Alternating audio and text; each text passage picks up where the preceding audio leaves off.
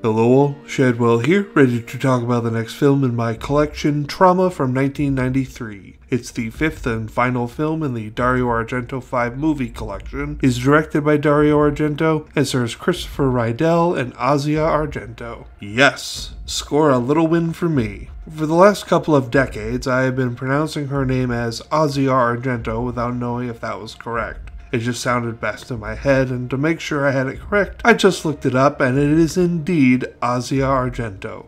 Hooray! This movie is about average. It has desires to remind us of films from Dario Argento's bygone days like Opera and Deep Red, and although it does remind me of those films, it never truly feels like those films, and therefore doesn't reach the high marks that those films were. This film has a different look than Argento's films up until Trauma, and that can be explained easily enough because this was Dario Argento's first American production film. And that of course came with compromises that were really just outright studio fuckery with the film. First off, Argento's usual work with the band Goblin to do the score was given a scowl by the American producers who wanted someone Americans would respond to more readily in their mind, and that job would go to Pino Donaggio. Now, Donaggio has worked on past films I've reviewed like Seed of Chucky, and more memorably in 1976's Carrie. He does an excellent job, and usually I'm all about the Donaggio, but I have to admit that I think they made the wrong move this time because Goblin has done some of all-time great film scores like Suspiria, Dawn of the Dead, and Deep Red, so it's a shame they didn't get the chance to enrich the experience of Trauma with their music.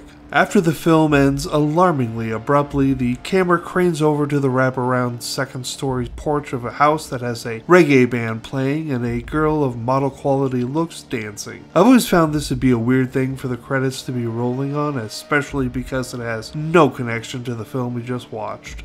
Well, I looked it up this time and found out that that model-looking girl is Dario Argento's stepdaughter through marriage, and therefore star Asia Argento's half-sister. She tragically died shortly after the film was released in a scooter accident, so watching her dance to the music as the credits roll is an almost haunting experience. Piper Laurie, rest in peace, puts in a maddeningly and gleefully over-the-top performance in this film, particularly in the flashback of the bad birth of Nicholas. She screams and contorts in her hospital bed, and it is damn near comical to watch her going to the extremes she goes to in that role. Also, there's a very little amount of Brad Dourif for your viewing pleasure. I'm giving Trauma a C+, and tomorrow we watch the director's cut of Dark City.